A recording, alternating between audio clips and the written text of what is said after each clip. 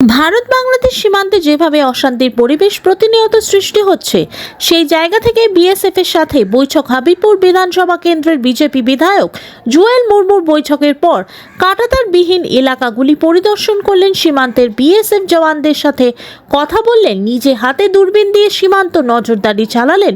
মালদা হাবিবপুর থানার ভারত বাংলাদেশ সীমান্ত কেদারিপাড়া এলাকায় ঘুরে দেখলেন বিধায়ক।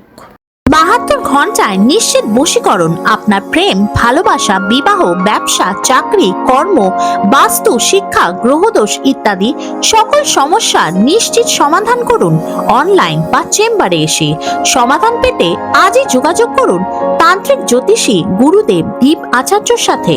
নাম্বার 8697885583। আজকে আপনি এসেছিলেন, কি অবস্থা আপনার এই এলাকায়? কতটা তার নেই এবং কি পরিস্থিতি? আমি এলাকার বিধায়ক হিসাবে আমি সবসময় ভিজিটে আসি আমাদের বোলার এলাকাতে। এলাকার মানুষজনের খবরাখবর নেই, কীরকম অসুবিধায় কেউ আছে নাকি। তার জন্যে আজকে আমি এই বৈদ্যপুর অঞ্চল, হবিবপুর ব্লকের মধ্যে বৈদ্যপুর অঞ্চলের মধ্যে কেদারিপাড়া যে ক্যাম্পে আজকে ভিজিটে আসলাম। যেভাবে তারা বিএসএফরা কড়া নজরদারি করে ডিউটি করছে, যারা অনুপ্রবেশ এখানে ভারতে যেন না আসতে পারে, যারা জঙ্গি তারা আসতে যেন না পারে, তার জন্যে যে আমি এখানেও দেখলাম যে এইভাবে ডিউটি করছে। তার সাথে সাথে আমাদের সঙ্গে তিনি আমাদের বৈদ্যপুর অঞ্চলের পঞ্চায়েত যিনি রয়েছেন দাল্লা গ্রামেরই তপন হালদার মহাশয় আমার সঙ্গে আছে। আমার সঙ্গে কমল কুমার রায় মহাশয়, তিনি মেম্বার, তিনিও আছেন এখানকার লোকাল মেম্বার হিসাবে।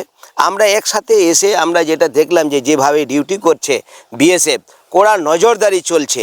যারা আজকে আপনারা দেখছেন এইখানে কোনো ফিনিশিং নেই। আমাদের যে কেদারিপাড়া ক্যাম্প হইতে যেটাকে বলছে বেলডাঙ্গা পর্যন্ত যে 88 ব্যাটালিয়ন যারা ডিউটি করছে, এখানে 25 কিলোমিটার তার ঘেরা নেই। এই তার ঘেরা না থাকার সত্ত্বেও এত কড়া নজরদারি হিসাবে ডিউটি করছে। কোথাও বিএসএফ মহিলা বিএসএফ রয়েছেন এবং পুরুষ বিএসএফ রয়েছে। তারা এই খোলা আকাশের মধ্যে ছোট ঘরের মধ্যে দিয়ে যেভাবে ঘন ঘন তারা ডিউটি করছে, যেভাবে করছে, একদম এইখান থেকে কোনো বাংলাদেশে গরু ভোঁস যেন না নিয়ে যেতে পারে, কোনো পাচার যেন না করতে পারে, এখন বাংলাদেশ থেকে কোনো অনুপ্রবেশ যারা আসতে না পারে, রোহিঙ্গা যেন না আসতে পারে, তার জন্য কড়া ডিউটি করছে। এই দেখলাম, আমিও ফিল্ডে আছি।